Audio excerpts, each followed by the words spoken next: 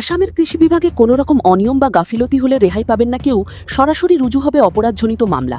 দায়িত্ব নেওয়ার পর এমনটাই স্পষ্ট জানিয়ে দিলেন রাজ্যের নবনিযুক্ত কৃষিমন্ত্রী পীযূষ হাজারিকা। সংবাদ মাধ্যমের মুখোমুখি হয়ে তিনি বলেন, আসামের প্রায় ৭০ থেকে ৭৫% মানুষই কৃষিজীবী। তাই কৃষকদের উন্নতি করতে না পারলে বা তাদের আয় দ্বিগুণ তিনগুণ করতে না পারলে আসাম কোনোদিন এগিয়ে যেতে পারবে না। বিদায়ী কৃষিমন্ত্রীর প্রশংসা করে তিনি আরও উল্লেখ করেন যে অতুল বরা কৃষিমন্ত্রী হিসেবে যথেষ্ট ভালো কাজ করেছিলেন, তবে তিনি নিজে এবার আরও কিছুটা আগ্রাসীভাবে কাজ করবেন। বিগত 10 বছরে কৃষি বিভাগ অনেক ভালো কাজ করলেও প্রযুক্তির আধুনিকীকরণ, সময়মতো বীজ বন্টন এবং জলসেচের ব্যবস্থা উন্নত করতে আরও তৎপরতার প্রয়োজন বলে তিনি মনে করেন।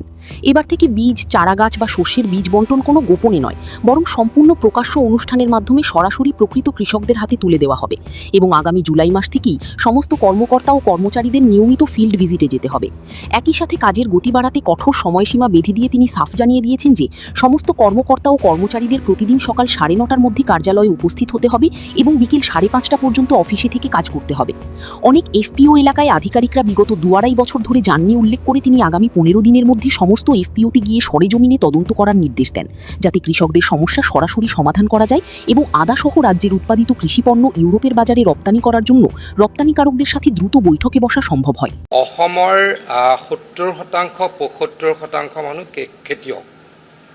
খেতিয়কক যদি আমি সহায় কৰিব নোৱাৰোঁ, খেতিয়কৰ যদি আমি উৎকৰ্ষ সাধন কৰিব নোৱাৰোঁ, খেতিয়কৰ ইনকাম যদি আমি ডাবল বা ট্ৰিপল কৰিব নোৱাৰোঁ, অসম আগুৱাই যাব নোৱাৰে।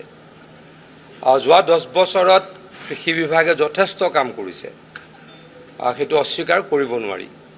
কিন্তু আৰু কাম কৰিবলৈকে নিশ্চয়কৈ যত্ন কৰিব লাগিব।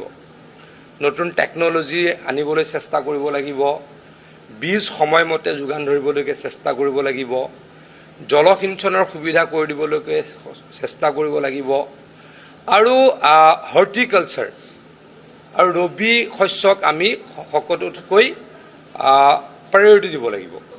আগতেও ভাল কাম হৈছিলে, কিন্তু আৰু ভাল কৰিবলৈ যত্ন কৰা হ'ব। প্ৰকৃত কৃষকে বস্তু পাব। এতিয়াৰ পৰা বীজ হওক, গছৰ পুলি হওক, গছৰ গুটি হওক, মানে চেপলিংছ, চিডলিংছ, বীজ চব সকলোখিনি এতিয়া চেৰিমনিয়েলি এতিয়াৰ পৰা ডিষ্ট্ৰিবিউশ্যন হ'ব, অপেনলি ডিষ্ট্ৰিবিউশ্যন কৰা হ'ব, আৰু খেতিয়কৰ লগত ডিৰেক্ট আমি কানেকশ্যন কৰিম। জনপ্ৰতিনিধিৰ জৰিয়তে এই বস্তুসমূহ অনাগত সময়ত ডিষ্ট্ৰিবিউট কৰা হ'ব। কিন্তু মই কৈছোঁ যে টাইমত অফিচ যাবই লাগিব, 9:30টাত পাব লাগিব, 5:30টাত আহিব লাগিব, ফিল্ড ৱৰ্ক কৰিবই লাগিব। মই নাম নকওঁ, এজনে ক'লে এফপিঅ'ত কমপ্লিট 2.5 বছৰ হ'ল, 2 বছৰ হ'ল এখন ডিষ্ট্ৰিক্টত থকা, তেওঁ গোটেইখিনি এফপিঅ' গৈ পোৱাই নাই। মই ক'লোঁ যে আপোনালোকে অহা 15 দিনৰ ভিতৰত সকলো এফপিঅ'ত গৈ সৰজমিন তদন্ত কৰিব লাগিব। এনকাৰেজ তেতিয়াহে হ'ব, তেওঁলোকৰ সমস্যা সমাধান তেতিয়াহে হ'ব। আৰু মই যিমান পাৰোঁ জুলাই মাহৰ প্ৰথম সপ্তাহৰ পৰা গোটেই অসম ঘূৰিবলৈকে চেষ্টা কৰিম, এফপিঅ'সমূহ ঘূৰিবলৈকে চেষ্টা কৰিম, প্ৰগ্ৰেছিভ ফাৰ্মাৰসকলক আনি ডিছকাশ্যন কৰিবলৈকে যত্ন কৰিম।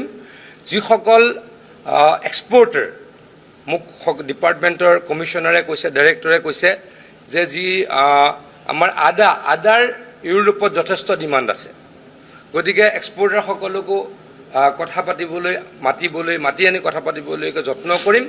মুঠৰ ওপৰত আকৌ কৈছোঁ, জলসিঞ্চন বিভাগ আৰু এগ্ৰিকালচাৰ বিভাগ একেলগে চলোৱাত অলপ সুবিধা হ'ব যদি আমি কাম কৰিব পাৰোঁ।